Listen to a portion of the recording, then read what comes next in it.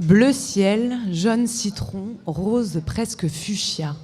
Des couleurs qui attirent l'œil sur ce dessin au contour bleu marine. On voit 6 personnages, tout en rondeur, tout en douceur, que des lignes courbes pour détourer, aucune arête. Un peu comme leur regard, absent et souriant. En fait, ce sont des poupées russes creuses, normalement emboîtées, ici défaites. 6 poupées pour 3 générations, posées les unes derrière les autres dans cette immensité du bleu, les grands-parents à l'arrière, puis les parents et les enfants devant. Tout semble calme, figé, attendu. C'est au premier plan que ça se corse. Des objets moins lisses, avec des arêtes, eux. À gauche, une usine et une liasse de billets devant le petit garçon. Quelques pièces et une poussette vers la petite fille. Effectivement, ça se corse. Ce dessin, c'est la couverture de la bande dessinée Le genre du capital, enquêtée sur les inégalités dans la famille de Jeanne Puchol. Bonjour à toutes et bonjour à tous. Bienvenue dans Sciences dessinées sur Radio Anthropocène, dans le cadre du festival À l'école de l'Anthropocène. Sciences dessinées, l'émission qui s'intéresse à la pratique, à la valeur et aux effets du dessin dans la recherche et la production du savoir. Aujourd'hui, j'ai le plaisir de recevoir Jeanne Puchol, dessinatrice et autrice de bande dessinée. Bonjour Jeanne. Bonjour à tous et toutes. Jeanne Puchol, vous avez publié l'année dernière dans la collection La Découverte Delcourt une adaptation en bande dessinée de l'ouvrage Le genre du capital de Céline Bessières et Sybille Colac, qui est issu d'une enquête sociologique menée par ces 2 autrices sur les inégalités de patrimoine entre les hommes et les femmes. Leur ouvrage et aussi votre bande dessinée creuse une énigme. Ils cherchent à comprendre pourquoi, alors qu'on a en France un droit de la succession qui est égalitaire, pourquoi ce droit produit des inégalités, pourquoi les hommes et les femmes n'héritent pas des mêmes choses au détriment des femmes, et pourquoi aussi, au moment des séparations conjugales, les femmes s'appauvrissent plus que les hommes. Est-ce que vous pouvez nous dire quelle est l'origine de ce projet d'adaptation ? Qu'est-ce qui vous a plu ? Alors l'origine, en fait, c'est un des 2 éditeurs, puisque c'est une coédition entre les éditions La Découverte et les éditions Delcourt. C'est mon éditeur Delcourt, un éditeur de bande dessinée, qui m'appelle un jour pour m'informer du projet de cette collection, d'une nouvelle collection, donc proposant des titres de sciences humaines adaptés en bande dessinée. Et mon interlocuteur, qui était donc le directeur de collection avec qui j'avais déjà travaillé précédemment, me parle de ce livre. Voilà, ils ont déjà choisi ce titre un peu en amont et m'invitent à aller lire les premières pages sur le site de La Découverte. Et j'avoue que ces premières pages m'enthousiasment, me séduisent énormément. Bon, évidemment, mon éditeur me connaissant se doutait que le propos allait m'intéresser, allait me parler.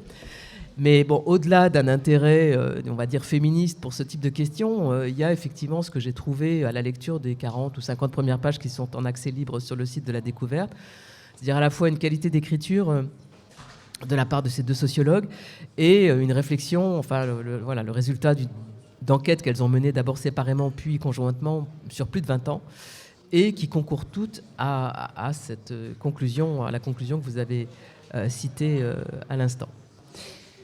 Donc vous le dites, ce projet, c'est un projet éditorial de cette collection croisée La Découverte Delcourt, donc une collection de bandes dessinées de sciences humaines.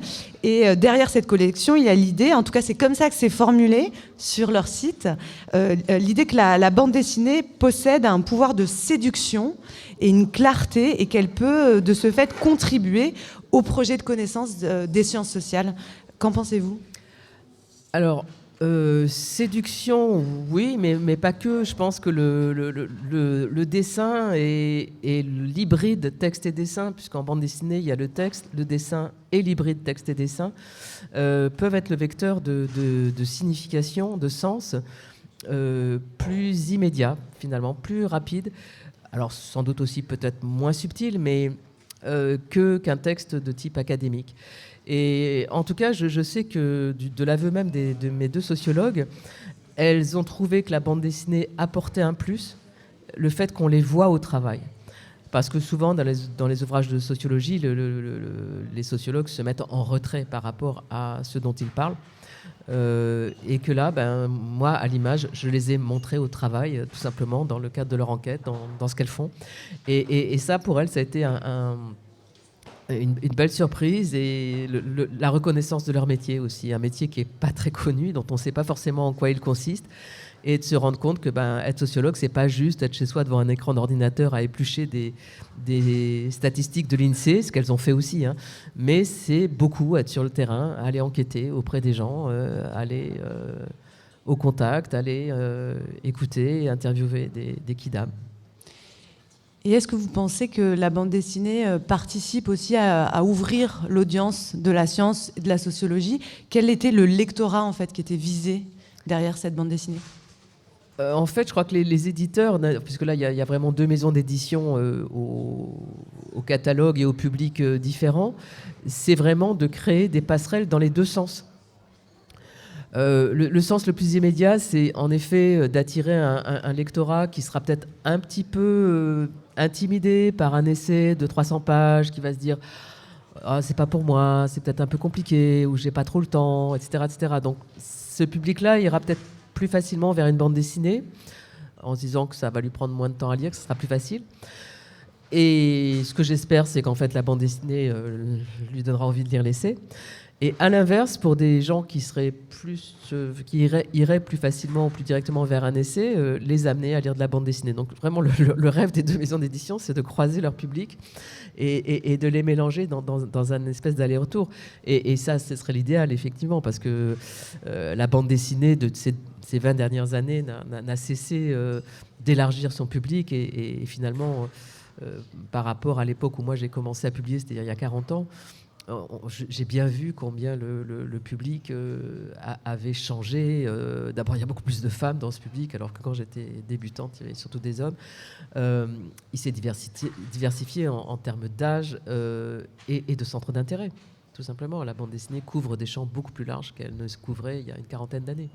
Donc là, on parle de la question de la réception aussi de cet ouvrage. Et je crois que vous avez beaucoup diffusé aussi, beaucoup parlé de ce travail. Donc vous êtes allé à la rencontre aussi du lectorat. Est-ce que vous pouvez avoir, sinon, une vérité statistique sur qui l'a lu et si cette rencontre des publics s'est faite. Mais en tout cas, vous, quel pouls vous avez pris sur ces lecteurs et lectrices que vous avez rencontrés ?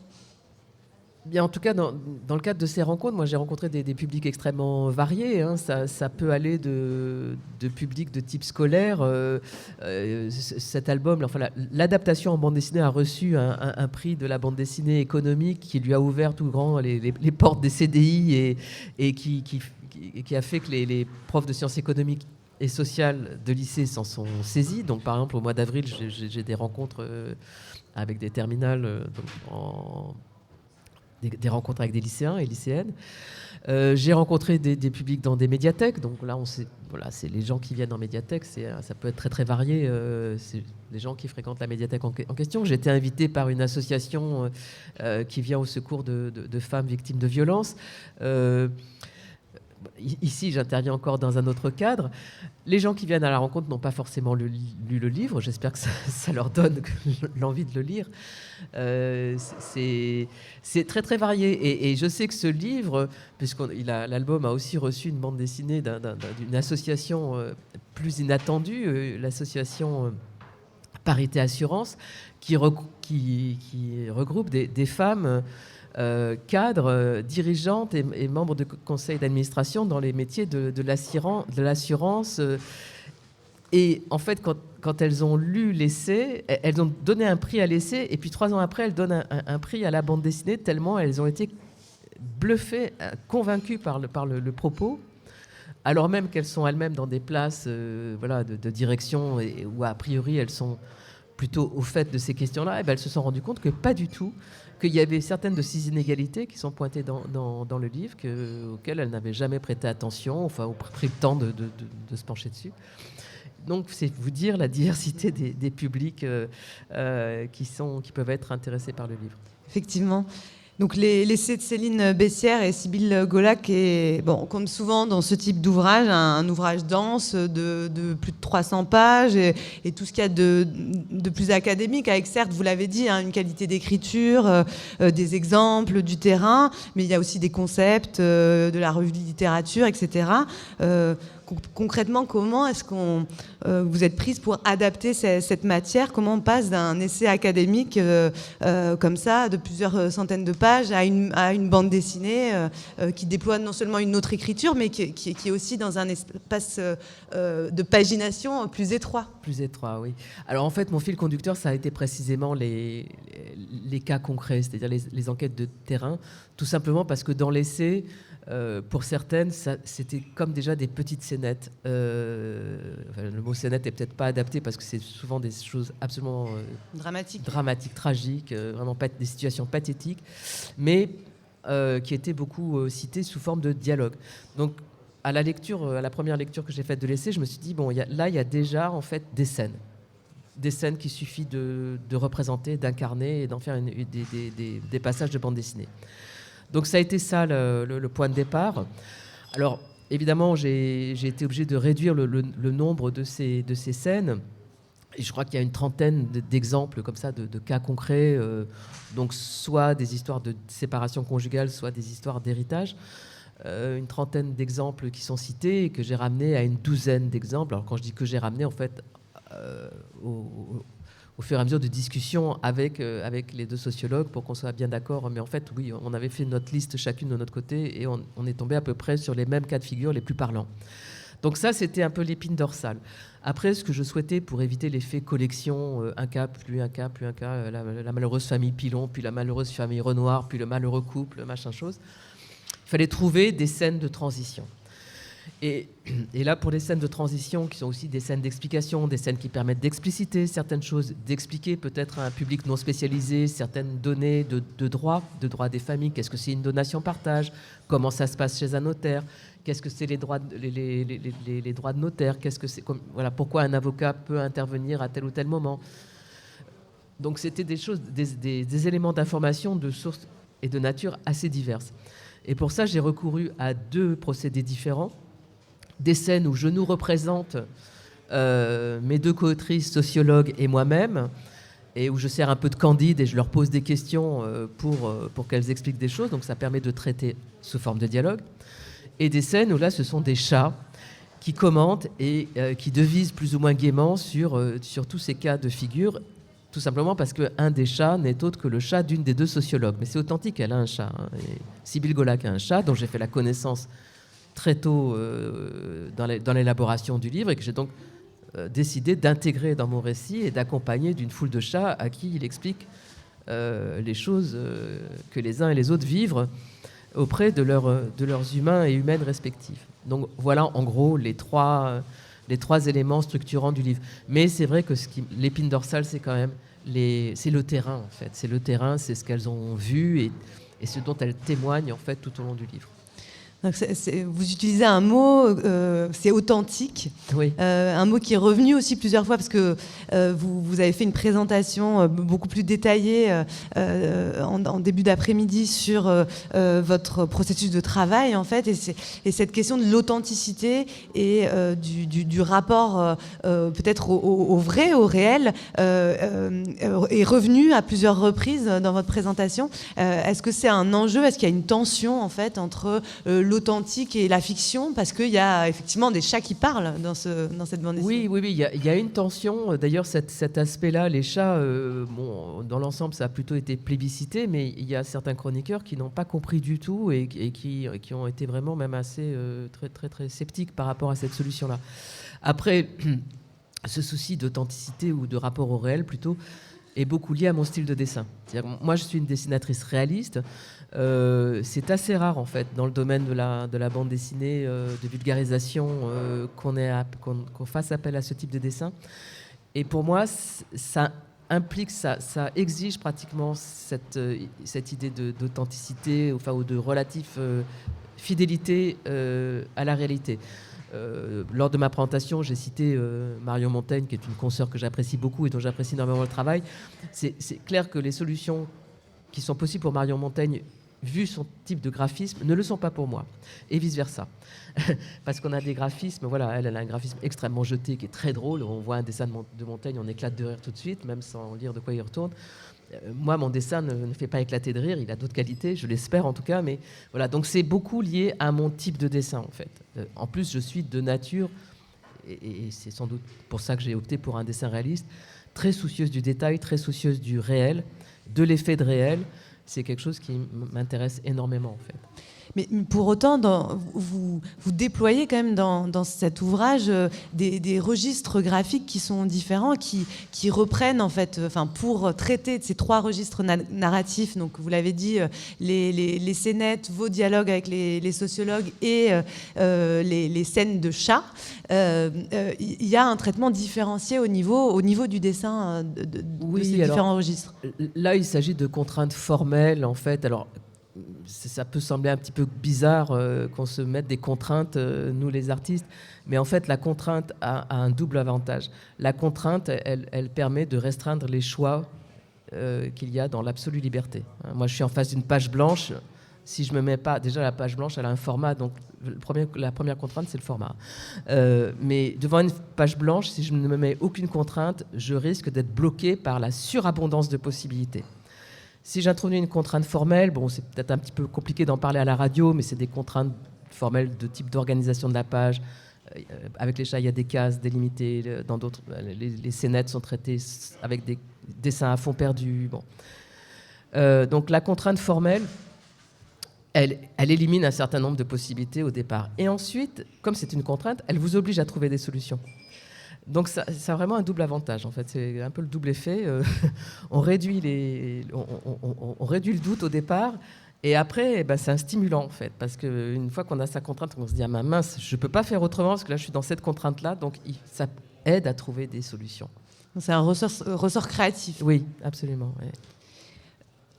Vous avez parlé au tout début du choix, et notamment du choix dans les études de cas que vous avez montré. Vous êtes passé de 30 à 12 et vous avez parlé de vos co-autrices, Céline Bessières et Sybille Colac, qui sont créditées à vos côtés en tant qu'autrices de la bande dessinée. Comment s'est déroulée cette collaboration ? Quel était votre rôle à chacune ? Est-ce que c'était une coécriture ? Parce que je ne crois pas que... elles sont toutes les deux sociologues, mais elles ne sont pas scénaristes de bande dessinée, mais elles sont co-scénaristes de cette bande dessinée. Alors, en effet, elles ne sont pas scénaristes de bande dessinée. Après, elles ont des qualités littéraires indéniables au vu de la qualité d'écriture de leur essai, qui n'est pas seulement un ouvrage sociologique extrêmement informé et argumenté, mais aussi un livre extrêmement agréable à lire, donc très accessible, à mon avis. Donc, elles avaient d'emblée demandé le final cut, si je peux utiliser cette expression pour une bande dessinée. Donc, voilà, la relecture finale et la modification jusqu'à la fin du texte. Après, ça a été vraiment un travail tout au long de la phase de conception, qui a quand même duré 6 mois, de phase de conception et d'écriture. Un travail d'aller-retour entre elles et moi, où à chaque étape, je leur envoyais les étapes successives d'écriture, et puis aussi au cours de réunions où on était là avec nos éditeurs respectifs et le directeur de collection, tous autour d'une table, à lire ensemble le storyboard, c'est-à-dire l'étape de l'esquisse dessinée, qui est vraiment ce qui ressemble le plus à ce que sera la page finale. Mais dès l'écriture, moi je me souviens très bien que je faisais mon document Word, là, et qu'avant même de faire le découpage, je leur ai envoyé une continuité dialoguée, c'est-à-dire l'entièreté du texte, sans aucune indication de telle case, telle page, etc. Et pour validation et pour complément et autres. Après, bon, cette version-là, la toute première version du texte, je l'ai aussi écrite grâce à l'essai. C'est-à-dire qu'il y a des passages qui sont des simples copier-coller de leur essai, et qu'après on a retravaillé éventuellement pour le rendre plus clair ou pour faire que ça soit le plus explicite possible. Pour aussi, quand c'était un peu trop synthétisé ou trop abrégé, donner les éléments supplémentaires qui étaient indispensables à la bonne compréhension. Donc oui, elles sont co-autrices de ce fait-là, même si elles n'ont pas travaillé sur l'adaptation proprement dite, dont je me considère comme la principale autrice. Après, pour ce qui est de l'écriture, l'intervention, y compris sur les bulles de dialogue, oui, elles ont été là tout le long, quoi. Et donc ce projet, la découverte Delcourt, c'est un projet de rencontre entre la sociologie et la bande dessinée. Vous l'avez vécu. En plus, c'est je crois, un des premiers ouvrages de cette collection. Oui. Est-ce que ça a été un rendez-vous compliqué ? On va dire complexe, plutôt. C'est bien, ça. Compliqué et en même temps hyper stimulant et intéressant. Compliqué parce que oui, on vient de métiers complètement différents. Moi, même si j'avais déjà lu des ouvrages de sociologie, évidemment, je n'avais jamais rencontré de sociologue et je ne savais pas très bien en quoi consistait le métier de sociologue, quoi. Voilà, donc, et elles, de leur côté, venant d'un milieu universitaire, d'un tout autre type d'écriture, d'un tout autre type de rigueur scientifique. Alors, elles avaient eu une expérience en bande dessinée, puisque un autre ouvrage collectif au tribunal du couple avait fait l'objet d'une adaptation dans la collection Sociorama. Ce n'était pas une expérience dont elles gardaient un excellent souvenir, donc je pense qu'elles étaient à la fois très contentes de cette adaptation et un petit peu sur leur garde au départ, ce que je peux doublement comprendre. Donc oui, il y a eu tout un travail d'adaptation, de s'apprivoiser réciproquement, et avec des appréhensions et des petites crispations de part et d'autre, tout à fait normal dans ce genre de cas de figure, quand on vient de métiers aussi différents. Et c'est aussi pour ça qu'on était accompagnés par nos éditeurs respectifs, avec l'arbitre suprême qui était le directeur de collection. Quand il y avait vraiment un truc qui bloquait trop, c'était le directeur de collection qui emportait la décision, quoi, qui disait bon, on arrête tout, c'est comme ça et on avance. Est-ce que, on a tendance à penser souvent, depuis l'essai de sociologie, sa transformation en bande dessinée, je me suis posé aussi la question inverse. Est-ce que ce projet d'adaptation, vos propositions, vos libertés aussi, est-ce que ça a nourri quelque chose du côté des chercheurs, des chercheuses, des sociologues vis-à-vis de leur sujet ? Est-ce que le passage au dessin a amené de nouvelles questions ? Est-ce qu'il y a eu un retour au terrain, des éclairages inattendus ? Ça, je ne sais pas. L'avenir le dira peut-être. Mais en tout cas, ce qui est sûr, c'est qu'elles ont été absolument reconnaissantes du fait que, comme je les représente dans l'album, on les voyait au travail, en fait. C'est-à-dire que je rendais visible quelque chose qui est totalement invisibilisé dans l'essai, et dans les textes. Je veux dire, à l'exception de certains sociologues qui parlent à partir de leur subjectivité, donc qui sont très présents, je pense à quelqu'un comme Héribon, il n'est pas le seul, mais bon, des sociologues qui donc construisent toute leur pensée autour de leur propre expérience et à partir d'eux-mêmes, finalement.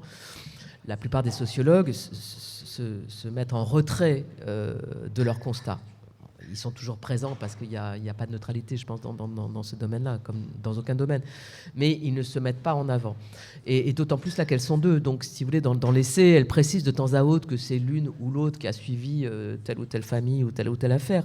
Mais elles ne sont pas présentes en tant que telles.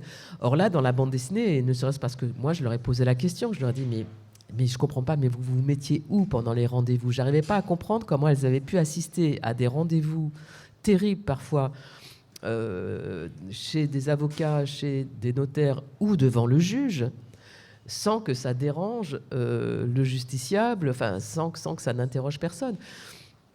Et donc, je leur ai fait préciser leur position. D'ailleurs, des fois, je me souviens très bien, Céline, sur une des premières scènes, qui m'avait dit « Ah non, on était beaucoup plus près de la dame, on était assise derrière elle, mais on était plus près. » Donc, je pense aussi que pour beaucoup des témoins qui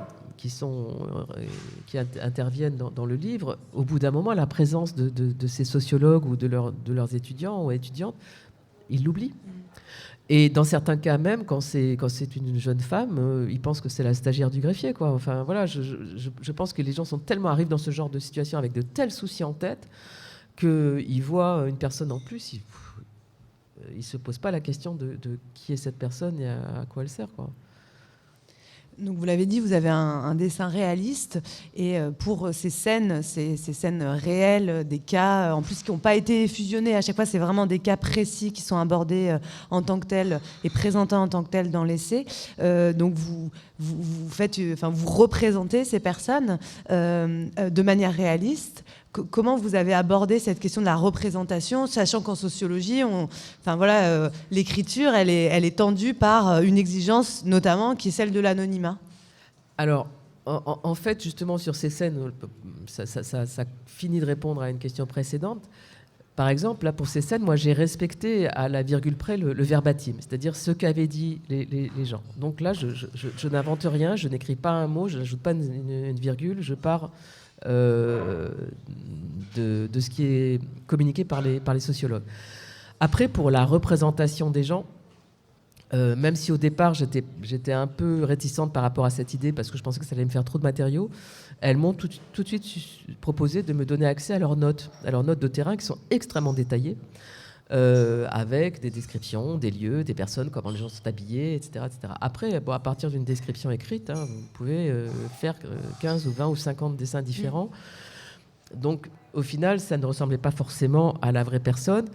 En outre, même ces notes de terrain étaient complètement anonymisées. De toute façon, dans le livre, les noms sont changés, les lieux sont changés, enfin, tout ce qui pourrait permettre l'identification des personnes citées, que ce soit les professionnels du droit ou les personnes qui vont les voir, est totalement gommé. Donc, moi, quelque part, j'ai fait la même chose. Avec plutôt à l'idée de créer des types. Pas des stéréotypes, mais un type, un personnage, un peu comme on crée un type au théâtre, quoi, dans le théâtre classique.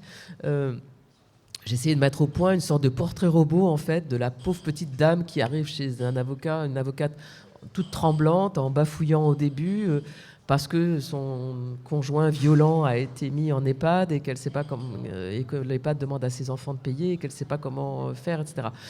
Donc voilà, j'essaye de mettre au point une sorte de personnage type qui va endosser ce rôle-là. En fait, évidemment, c'est pas un rôle, mais donc c'est plutôt une question de ce type. En fait, c'est plutôt une question de, oui, créer une sorte de portrait robot, en fait.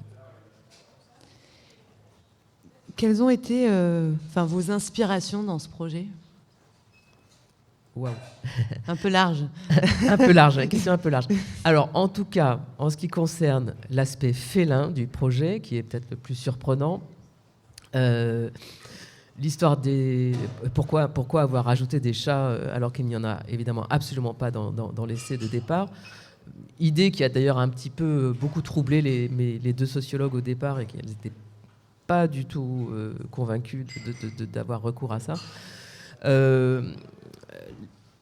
C'était un petit peu une envie qui m'était venue de manière un peu comme ça arbitraire au moment où j'en étais encore au stade vraiment de la réflexion avant de commencer à travailler. Et je m'étais dit, tiens, c'est étonnant, dans toutes les... J'en avais lu quand même pas mal de bandes dessinées de ce type, bandes dessinées du réel, de reportages, voilà. Et j'en avais lu d'autant plus quand j'ai été contacté pour faire le livre. Je me suis dit, c'est marrant, personne n'a jamais traité ce genre de bande dessinée en bande dessinée animalière. Alors que c'est quand même en bande dessinée très fréquent, et qu'on a pu utiliser de l'animalier aussi bien pour du comique que pour du policier, voire Black Sad, Canardo, enfin voilà. Le registre animalier en bande dessinée peut être utilisé de manière extrêmement large. Donc je m'étais mis ça dans un coin de la tête, et c'est vrai que j'avais pensé plutôt à des chiens au départ, parce que bon, les chiens c'est plus rigolo à dessiner, c'est plus facile, c'est plus expressif, il y a plus de sortes de chiens différents, etc., etc. Et puis il se trouve que par le plus grand des hasards, notre premier contact s'est fait par visioconférence, parce qu'on était encore en fin de deuxième Covid. Et qui apparaît à l'écran le chat de Sybille Golac. Je me suis dit, mais c'est génial. Voilà. Donc, il va y avoir un chat, il va y avoir le chat de la sociologue. Et ce chat de la sociologue va sortir le soir, rencontrer des chats qui, eux, sont des victimes collatérales de divorces qui se passent mal et d'héritage qui se passe mal. Les chats victimes collatérales vont pleurer misère, et le chat de la sociologue va leur expliquer les tenants et les aboutissants. Donc ça m'a amené par la suite à faire intervenir le chat d'un notaire, le chat d'une avocate, le chat d'une juge. Enfin, plus exactement, des chats qui tolèrent à leur domicile des humains et humaines qui sont respectivement sociologues, notaires, avocats, etc. Mais qui donc en connaissent un large rayon grâce à ça. Voilà. Malheureusement, Jeanne, on arrive au terme du temps qui nous est imparti. Je vous remercie beaucoup, Jeanne Puchol. Je rappelle la référence de votre ouvrage, Le genre du capital, publié chez Delcourt et La Découverte, à lire d'urgence pour prendre connaissance de ces mécanismes créateurs d'inégalités qui sinon nous conditionnent, en tout cas nous travaillent. Merci beaucoup, Jeanne. Merci. À suivre sur Radio Anthropocène, les chroniques marginales de l'ALCA.